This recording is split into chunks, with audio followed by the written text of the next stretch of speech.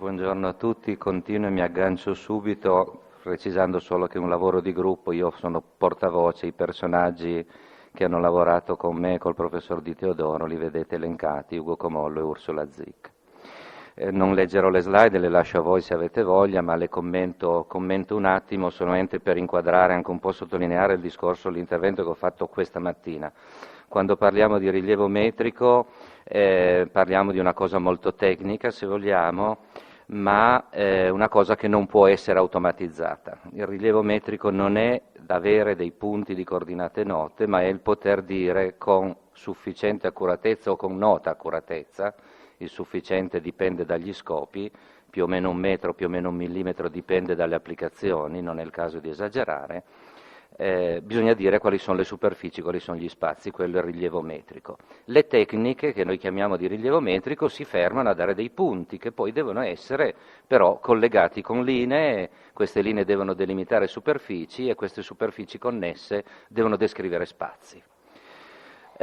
Purtroppo siamo esseri umani, quindi tutto quello che facciamo è sbagliato e quindi l'interpretazione deve essere attenta, prudente, sapendo che tutte le volte che noi sommiamo due numeri sbagliati ne generiamo uno che è ancora più sbagliato, perché come Murphy insegna, una battutina tanto per alleggerire un po' con le citazioni dotte vostre, io cito Murphy, le cose se devono andare peggio lo faranno sempre, quindi noi tutte le volte che mettiamo insieme due numeri che derivano da due misure peggioriamo le cose. Quindi anche se partiamo con lo strumento raffinato che ci dicono, alla fine non sappiamo bene dove andiamo a finire se non lo verifichiamo.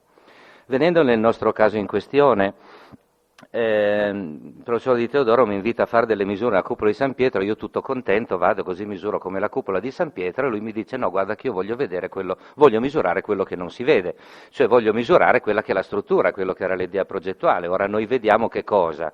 Il risultato del cantiere di costruzione, dove non si sa bene che cosa sia successo perché grosse cronache non ce ne sono, e dove non sappiamo fino a che punto la manovalanza rispettava le indicazioni del progettista, un posto in cui ci sono 500 anni di interventi di restauro, alcuni noti, alcuni forse no, alcuni denunciati, altri forse no, e quindi insomma vedere lì dietro l'idea del progetto effettivamente è una sfida. Io faccio una fotografia a me e penso di riuscire a vedere che cosa c'è al mio interno.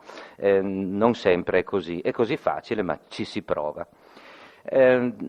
Quindi però in questo caso il misuratore arriva fino a un certo punto che è proprio iniziale, ma senza il continuo supporto di chi è esperto in queste cose e quindi di chi studia la storia dell'architettura, di chi studia questa fabbrica, rischiamo di andare, e ve lo dimostrerò con qualche prova, si va assolutamente a trovare cose che non esistono, a inventarsi delle verità assolutamente non accettabili da nessun punto di vista. Quindi il ruolo di chi fa rilievo metrico in questi studi deve avere i giusti input, deve capirli per poterli tradurre in una prassi operativa, ma poi l'interpretazione dei risultati non può che essere congiunta. 1, perché il misuratore sa qual è il limite dei propri dati. 2, perché chi sa cosa va a cercare è più facilitato, perché nelle misure sporche dagli errori cercare una misura, cercare una forma è come cercare un ago in un pagliaio. Se non siamo guidati in un qualche modo rischiamo di dire il tutto e il contrario di tutto con la stessa attendibilità. Tra le tecniche di misura abbiamo scelto il laser scanner non per moda ma per alcune necessità contingenti, non che sia la tecnica che io ami di più in questi casi, ma avendo poco tempo a disposizione, pur dovendo ringraziare la fabbrica di San Pietro per averci concesso questo permesso, per poter avere dei dati oggettivi davvero, cioè quindi prima di qualsiasi trattamento, usciti dalla stupidità dello strumento, sono dati così stupidi che diventano oggettivi, la possibilità poi di integrare il dato metrico con il dato radiometrico, questo può servire per altre cose, non magari in questo caso, anzi ci dava anche parecchio fastidio, non ci fosse stato il mosaico sarebbe stato meglio, e poi la possibilità quindi di dare questo dato oggettivo come possibilità per altri di rifare le stesse cose che abbiamo fatto noi, perché ogni fondamento di un esperimento scientifico è che sia ripetibile. Allora, perché questo esperimento di misura sia ripetibile, ecco che qua vado a contestare il professor Di Teodoro, non è la misura diretta manuale, ma è un qualche cosa fatto da uno così stupido che non può fare cose intelligenti, per cui chiunque parta da lì può ripercorrere il mio percorso deduttivo e capire se ho fatto bene oppure se ho preso delle strade sbagliate da qualche parte. Lo strumento che abbiamo usato, anche qui grossi ringraziamenti, perché è stato imprestato questo strumento che è l'ultimo uscito della ZF, nota fabbrica tedesca di sistemi laser.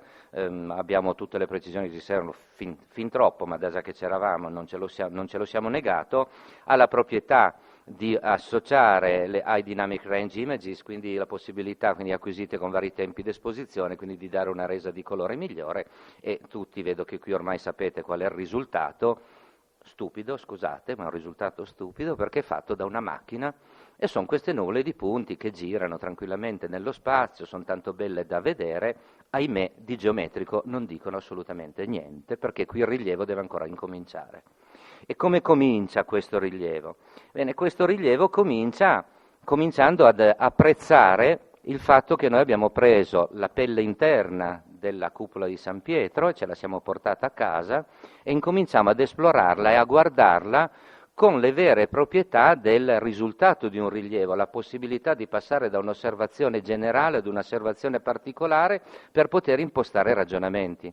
Perché poi, se ci pensate bene, da qualsiasi operazione di misura all'utente, a voi che lo potete usare, cosa interessano? Distanze, aree, forse volumi. Tutto il resto è cosa fastidiosa. Però poter incominciare ad immaginarsi degli avvicinamenti o degli allontanamenti, ed ecco allora che io posso, accendendo, spegnendo, muovendo, incominciare ad avvicinarmi, allontanarmi, vederlo d'insieme, spegnere certe cose, entrare dentro la struttura, uscirne fuori, comporne i volumi per arrivare all'insieme.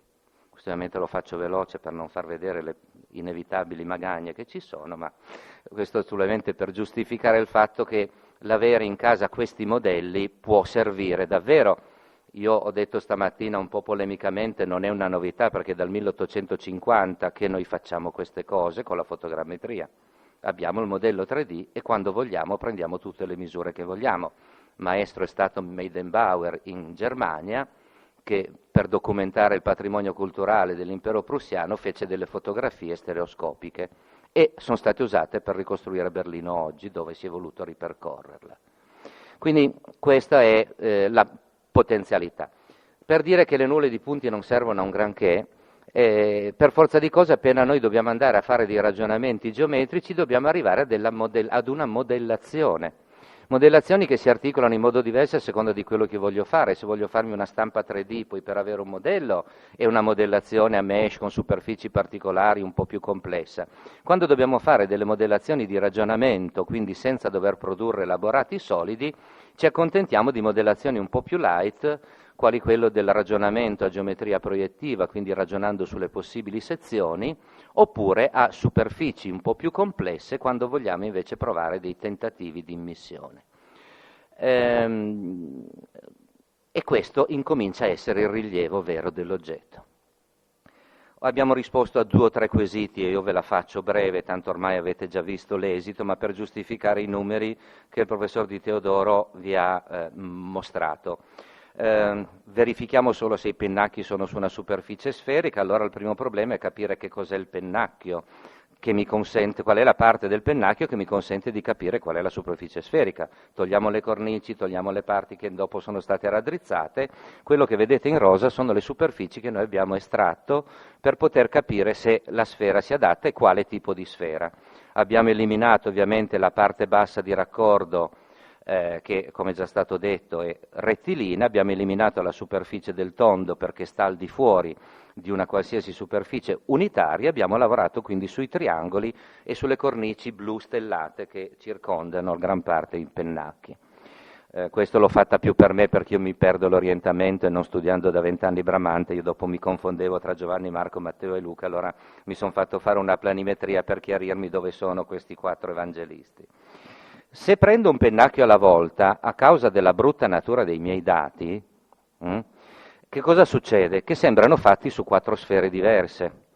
Guardate Giovanni, se vado a usare solo i triangoli superiori, i triangoli con le cornici, ho dei raggi diversi tra loro, diversi tra i vari pennacchi. Qua abbiamo Giovanni e Luca, qua abbiamo Marco e Matteo, Per cui io dico che questi pennacchi sono stati fatti con delle centine completamente diverse da 4 pazzi che invece di lavorare insieme lavoravano per conto proprio.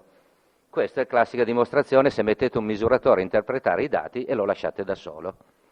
Infatti, quando il professor Di Teodoro ha visto questo, ha detto, no, allora, forse bisogna ragionare pensando a come lavoravano ai tempi, e quindi si va a ragionare dicendo, no, la sfera è unica. Ah, scusate, vi devo dire che io qui ero tanto contento e sicuro del mio dato perché le sfere interpolatrici su queste superfici denunciano degli scarti al 90% inferiore ai 4-5 centimetri, quindi ho detto, caspita, è proprio bella, è proprio lei, sono sicuro che è quella sfera. E invece non ne sono più tanto sicuro quando provo a fare quest'altro discorso. Siccome i pennacchi salgono su, avete visto la tavola cronologica che ha mostrato il professor Di Teodoro prima, contemporaneamente, è logico ipotizzare una sfera unica che regga il tracciamento di queste superfici. Se allora ipotizziamo questa sfera unica con uno scarto di 20 cm al 90%, che è ancora accettabile se teniamo conto che la superficie che io vedo non è quella della struttura ma il mosaico, abbiamo un raggio di quel 24,79 metri, 110,96 palmi. Io faccio difficoltà a portare più di 2 cifre dopo la virgola perché sono un misuratore. E la quota del centro di questa sfera interpolatrice sta a 1,56 metri, che è circa quei 7 palmi che avete visto prima. Quel rialzo. Io non posso dire se ha senso o meno, io noto questo, vado a posizionare il centro di curvatura di questa sfera che interpola al meglio i 4 pennacchi considerati congiuntamente, mi dà quegli scarti per cui io dico che mi sembra una buona interpolazione, e il suo centro sta a quel 1,56 m dal piano di calpestio. Andiamo allora a fare delle analisi sulle sezioni per capire se questo può avere un senso, ed ecco che anche l'analisi delle sezioni radiali conferma questa ipotesi sferica tranquilla. Non vi spaventino, queste non sono dei tremolii del disegnatore, sono semplicemente le cornici che ovviamente creano fastidio a quella che è l'oggetto del nostro interesse. Secondo quesito, gli arconi appartengono alla stessa sfera, allora prendiamo gli arconi indipendentemente, mettiamoci anche lì una sfera interpolatrice, rispetto ai 24,79 di prima abbiamo un 24,83, i 4 centimetri non vogliono dire assolutamente nulla perché c'è l'errore di misura in mezzo, più l'errore di tutti i trattamenti che le nuvole di punti hanno già subito. Io dico che per me, che sono misuratore, quei 4 centimetri non esistono e quindi la sfera è la stessa. La sfera è la stessa, anche qui abbiamo un 90% di scarti al più o meno 20 centimetri. Io come misuratore mi sento di dire che gli arconi appartengono alla stessa sfera dei pennacchi, ma la sfera ha quel raggio lì e da lì non riesco a muovermi, vedete, siamo sempre sul 24,80. E qua andiamo sul problema di che cosa succede sotto i tondi. Dalle nuvole di punti io, se vado a fare lo stesso approccio, vado a interpolare delle superfici, parto dall'ipotesi cilindrica che abbiamo detto che era stata utilizzata da qualcuno, l'ipotesi sferica, l'ipotesi piana, e cosa succede? L'ipotesi sferica si adatta benissimo, l'ipotesi piana si adatta benissimo, l'ipotesi cilindrica si adatta benissimo, quindi nessuna delle tre può essere assunta come vera, perché siamo nell'indeterminazione. Se tutto va bene, allora può anche tutto non andare bene. E questa è l'unica cosa che io posso dire. Diciamo che allora a questo punto forse il piano è la cosa più semplice e che forse ha più senso con quanto salta fuori dalla ricerca storica. Visto che cilindro va bene, sfera va bene, piano va bene, prendiamo quello che può andare più d'accordo con le fonti. E io come misuratore non posso che essere d'accordo. E allora a questo punto andiamo a fare anche qua lo studio delle forme, arriviamo a quella figura che avete visto prima dal professor Di Teodoro, un po' meno commentata, in cui saltano fuori lo studio delle sezioni che giustificano quelle misure dei 7 palmi, 10 palmi per la superficie piana. Qua siamo, qua siamo all'inizio del mosaico, qua siamo ai famosi 10 palmi, e qua la superficie di raccordo.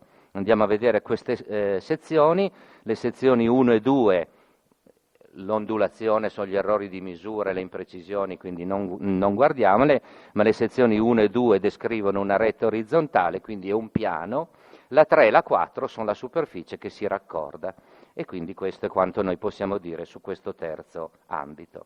E concludo, non guardate il titolo conclusioni, leggete la frase di fianco. È vero che noi possiamo essere di aiuto, ma possiamo anche essere estremamente dannosi se lasciati troppo a guinzaglio libero. Quindi guinzaglio libero sì, ma ogni tanto il colpo per richiamare al padrone. Nello stesso tempo io dico anche le nostre tecniche, per quanto automatizzate, tutti possono schiacciare il bottone secondo una sequenza preordinata, diventano pericolose se non sono usate con intelligenza. E quindi l'unica soluzione, secondo me, è sempre di poter riuscire a trovare gente con cui lavorare insieme, ognuno per le proprie competenze, avendo la pazienza che io mi sono studiato un po' di Bramante, il professor Di Teodoro ha dovuto cominciare a parlare di laser scanner, cioè un po' di fusione di competenze, altrimenti non ci si riesce a capire. Se poi voglio proprio essere raffinato, ma anche perché io sono un appassionato di fotogrammetria, in questo caso il laser scanner ci è servito per questo primo studio geometrico, dovessimo andare un po' più nel dettaglio, mentre ero lì ho fatto finta di niente, ho già acquisito tutti i dati che mi servono, un po' di fotogrammetria raffinata secondo me ci risolverà meglio le questioni. Grazie per l'attenzione. I co-curatori di questo convegno abbiamo già sentito il professor Di Teodoro, Jens Niebaum, che ha studiato storia dell'arte, archeologia classica, storia medievale e moderna a Bonn. Nel 2001 ricevi il Magister Artium con una tesi sui progetti bramanteschi per San Pietro, che era pubblicato sul Jahrbuch der Herziana di 2004. E poi è stato borsista dottorando e collaboratore del progetto Storia del Sapere nell'architettura alla Herziana. In maggio 2007 ottiene il dottorato con una tesi sulla chiesa a pianta centrale nel Rinascimento, che uscirà come pubblicazioni molto importanti nel 2015. È junior professor all'Università di Münster e alla Herziana dal 2007 fino a quest'anno e da ottobre 2004 collaboratori al Cluster di Eccellenza Religioni e Politica all'Università di Münster. Ha pubblicato su San Pietro, Alberti, Filaretti, chiese a pianta centrale e adesso sta lavorando su un studio sull'architettura di Johann Bernhard Fischer von Erlach, grandi, affascinanti figura, un po' fuori dei studi svolti finora. Jens Niebaum.